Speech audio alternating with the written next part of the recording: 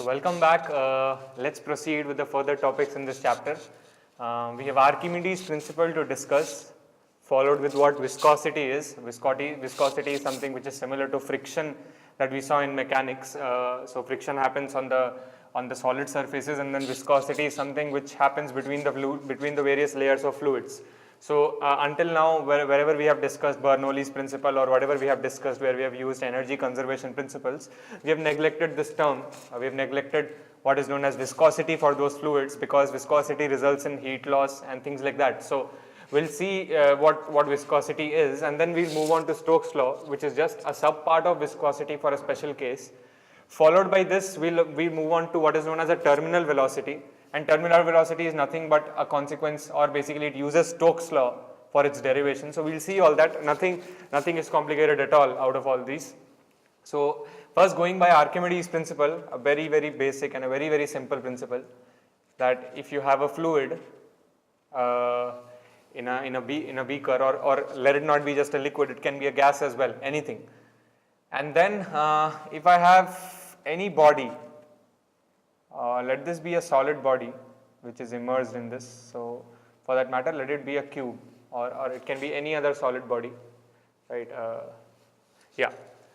So this part, as you can see, this cube is actually balanced on water. So it's not entirely inside water. It's there, but some part of it might be above, or it might be completely inside, just like it might have its upper surface right below the surface of water, or it might be possible that a very small amount of volume is there inside the fluid. Any case is possible. So I'm just taking a general case where the entire volume of this solid is V, and then this volume if I cut out, like the volume which is, in fact, like this is a solid fluid, right? So this volume which is there inside the solid, inside the fluid out of this solid, let me call that as Vi. So V is what is the total volume of this solid. Vi is nothing but what is immersed in the solid. It's the one which is immersed in the solid. So this is the total volume, this is the immersed volume. And now if I draw a free body diagram for this, so let me take it as a point. You can take it let me take its center of mass and then draw its free body diagram, or I can just draw the body itself and draw its free body diagram, doesn't matter. So it has a weight, right? So it has its own weight which is acting downwards, but as you can see, it is at rest. Then what is the force which is balancing this weight, right? There must be some force which is acting on this body in the upward direction, which is exactly equal to its weight, and which is the reason why this particular body is in equilibrium, right? So there is a force which acts in the upward direction. This force is known as the force of buoyancy. The force of buoyancy by the fluid on the object which is immersed inside it. So as it is in equilibrium, I can straight away equate the force to the weight, to the force that is acting on this body I can equate that to its weight. So its weight is nothing but its volume. So volume of the total volume of this solid into the density of solid, right? So this is volume into density is going to give me mass, right? Because mass by volume is density. So density into volume will give me the total mass of this, and then this mass into G is actually the weight, which is actually this W. So this force of buoyancy is nothing but this, right? It's balancing this. Now let me tell you one thing. The point here is Archimedes' principle says that if at all I have any object immersed inside, so this is an object, if it's immersed inside this fluid, the force of buoyancy will be equal to the weight of the water displaced. So try to understand this statement, not at all complicated. Once you immerse inside it, this much of water has been displaced, right? So if it's a, if it's a beaker which was filled to its brim, and then you insert it, then you insert the solid, this much of volume would spill out, right? Or else if at all this beaker is not filled up to the brim, this much of volume will actually, like, the water might rise by that much of volume. So the whole point here is, fill this to the brim, immerse the solid inside, this much of water which is actually spilled out, collect that in a tub and then weigh that water. Whatever the weight of that water displaced is, that is the force of buoyancy acting on this entire body. So I hope you have understood. So let this be the volume immersed. So I can say that Vi is the volume of the, so this much of volume of water has been displaced, right? So Vi into rho of water is going to give me the mass of the water which is displayed, right? So this will give me the mass of displaced water, and then this into G is the weight of the displaced water, right? This is the mass, and this quantity into G is the weight of the displaced water. So try to understand this. This is the force of buoyancy which will act. So from here only I can derive what is known as the law of flotation, which is, if the body has to float, I have to equate its force of buoyancy to its weight. So only if this equality holds good, the body will float, right? So this force, as we have seen, here if Vi is the volume immersed, Vi is of the solid is the volume immersed. So Vi into rho water into G is equal to V total into rho solid into G, into sigma solid, or basically they are just densities. So this is the density of water and this is the density of the solid. So try to understand how I've got all this. It's nothing complicated, so simple, right? So this is what is known as the law of flotation, wherein the ratio of your density of water to density of solid should be equal to the total volume of the solid by the volume immersed.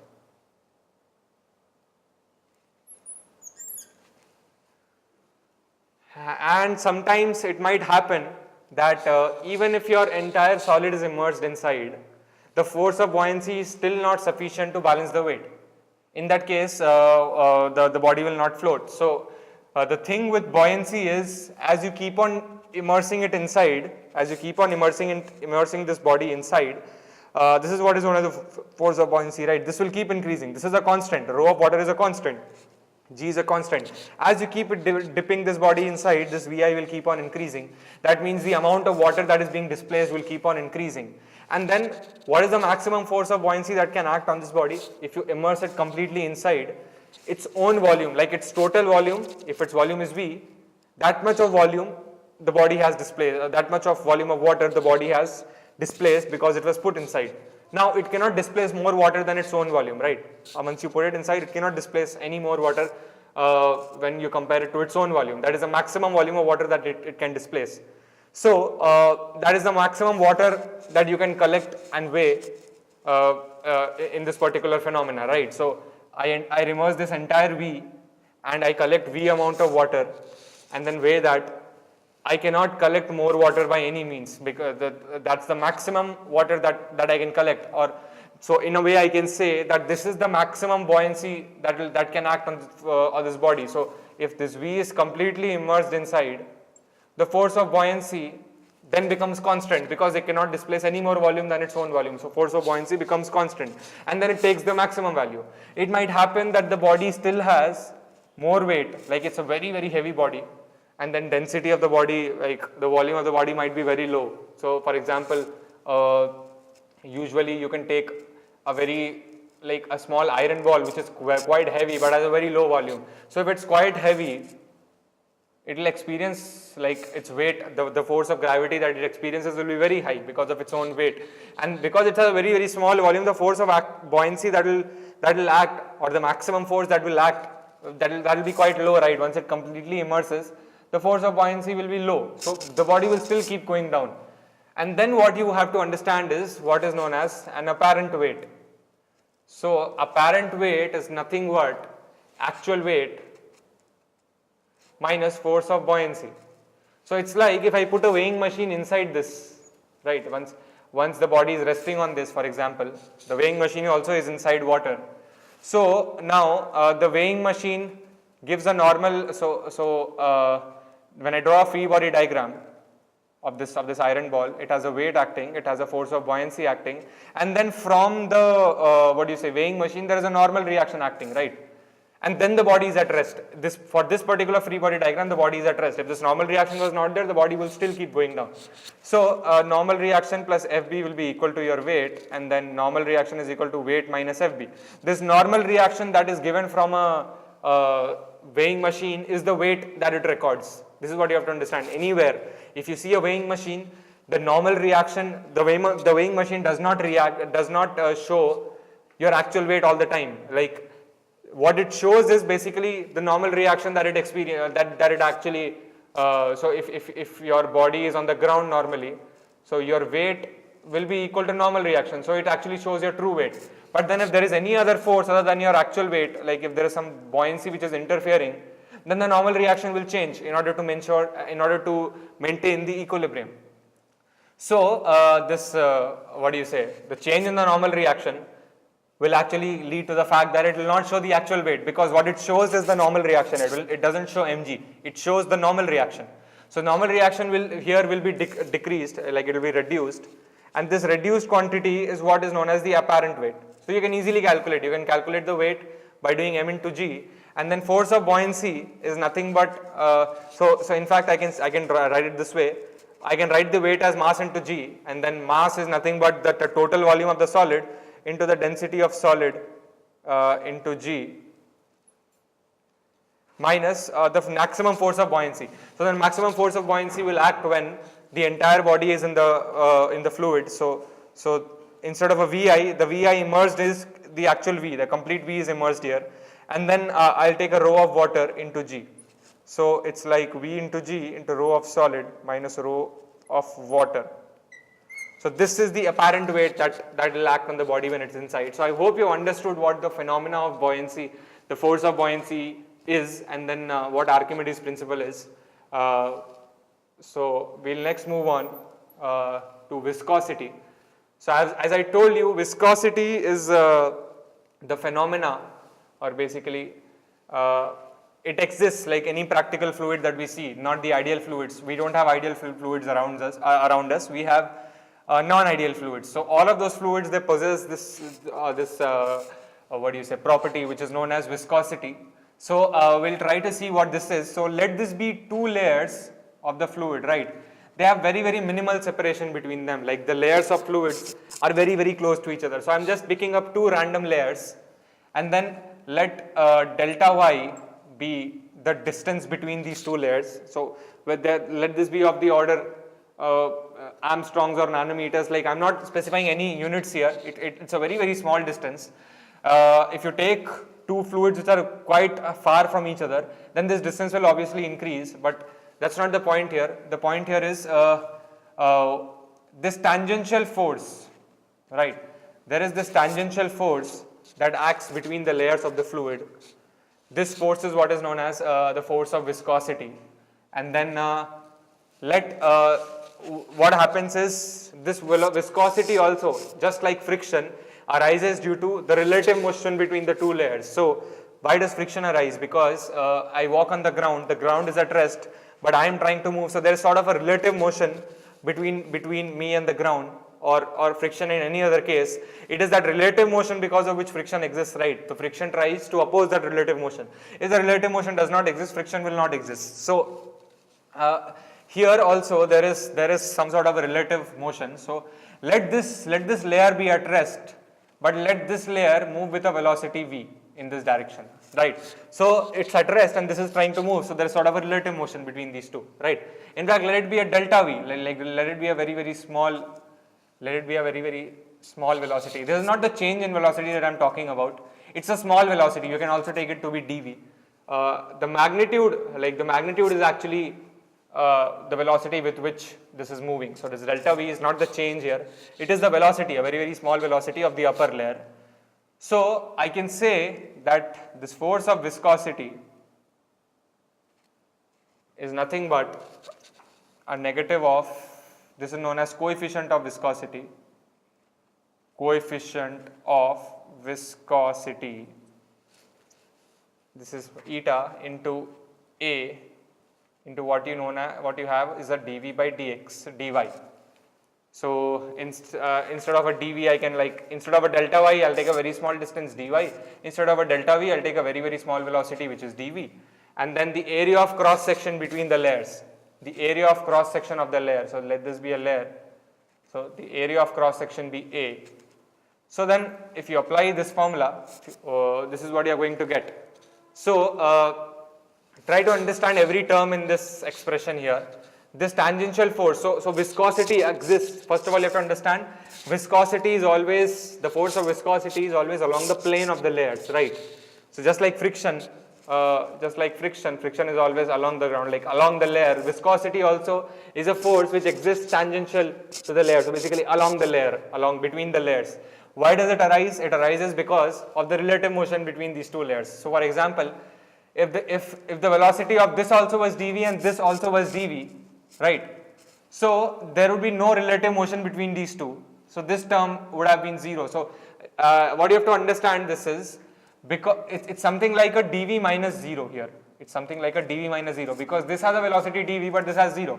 If this had dv1 and this had dv2, then I would write a dv1 minus dv2 here. So basically this expression here is the difference of the velocities between the two layers. It's not just the velocity of the upper one alone. The fact that the lower one I took it to be at rest, then I just wrote a dv here because that dv itself was the change between the velocity of the two layers. So what you have to put here is the difference of the velocity between the two layers. If they are both moving with the same velocity, then this part will be 0 and force of viscosity will be 0 because there is no relative motion between the two layers. And then you have to divide that change by the distance between the two layers. So basically this is something like how much will the velocity change when I move by one unit distance. This expression is something like that. How much will the velocity change when I move by 1 unit distance. So you just have to imply this, and then A is the cross section of the layer, and then this is known as the coefficient of viscosity. You'll be given this in your problems. So this is the formula for deriving what viscosity is in a general case. Now moving on to what Stokes' law is. Stokes' law is very, very simple. Stokes' law, first of all, it's experimentally, or it has been calculated. We don't have to go into the proof of what Stokes' law is. But what Stokes' law says is, if in a fluid, now this can be a gas, this can be a liquid, anything, it's a fluid, in which it's obviously a non-ideal fluid because it has viscosity. So what Stokes' law says is, if there is a sphere of radius r moving with a velocity v, if there is a sphere, let me make it a bit more clear, this is the velocity v and this is r. So the radius of the sphere is r and the velocity with which it is moving downwards, let it be v. So first of all, there is a relative motion between the layers. Like what happens is viscosity, just like friction, tries to oppose this motion. There is the relative motion here is between the layers of the fluid and the layers of this is basically friction will try, if there was friction here, it would try to slow down this body. Similarly, the viscosity here, which tries to oppose this force of viscosity. This force of viscosity is nothing but 6 into pi into eta. Like eta again will be given. It's the coefficient of viscosity between this particular material and then the fluid here. So, or in fact, it's actually for the fluid only. It does not exist between these two. This coefficient of viscosity is for this particular fluid. It will be given 6 pi eta into r, which is the radius of the sphere, into v. So try to understand the relation between these two. This is a general case of viscosity. Like you have some layer, two layers where you know the area of cross section, where you know the velocity difference between these two, where you know the distance between these two. So you apply this formula to get the force of viscosity, which actually is present between the two layers. But here it's not a very simple shape, right? It's not something like this, and then they would have definitely started it with this and then applied calculus to come to this formula. But then this force of viscosity is nowhere different from this force of viscosity. This force of viscosity acts on this body, acts on the sphere. Now we don't calculate for the sphere this way. If we know the radius of the sphere, if we know the velocity with which it is moving in the fluid, then I use this formula. Like this is, you have to accept this. This is a sphere moving in a fluid with a velocity v, having a radius r, and eta being the coefficient of viscosity for the fluid. Then the what do you say? The sphere will exist this force. So they are not very different here. This is the force between the two layers, which has to be derived this way, and then this is the force that acts on a sphere having a radius r moving with a velocity v, and then what do you say? This is the force of viscosity, and then having the liquid having the coefficient of viscosity eta. So this is what your Stokes law is. In fact, from here only I'll go to what terminal velocity is.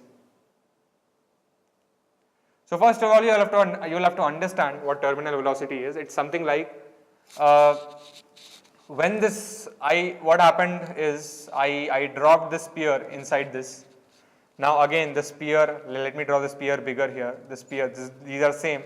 This has a radius r, and then let it be moving with a velocity v. So what happens is, as this v is increasing, so first of all it has its own weight acting on it, right? It has its own weight acting on it. And like when I draw a free body diagram for this, it has its own weight acting on it. It has a force of buoyancy which acts on it because it's immersed inside. There is a force of buoyancy which acts on this. And then there is also a force of viscosity that I'm taking into account because I'm not treating this fluid as an ideal fluid. If it has a coefficient of viscosity 0, then I'll call it as an ideal fluid, but it has some value. So if it has a value, the force of viscosity also will act on it, and it will try to oppose the motion, like it was trying to move in this direction, right, with a velocity v. So it will try to oppose that. So what happens is, first of all, if your if your force of buoyancy is sufficient to balance your weight, maybe force of viscosity wouldn't be required at all. But then, if it's still moving, like if you drop it and it starts moving with a velocity, that means your weight is greater than force of buoyancy, due to which, like if your weight is greater than force of buoyancy, the body has a net downward acceleration. This is your weight, this is your force of buoyancy. If this is greater than that, the body has a net downward acceleration, a downward force due to which it has a downward acceleration, due to which this v will start increasing, right? Now the point is, as this v starts increasing, this has a radius r,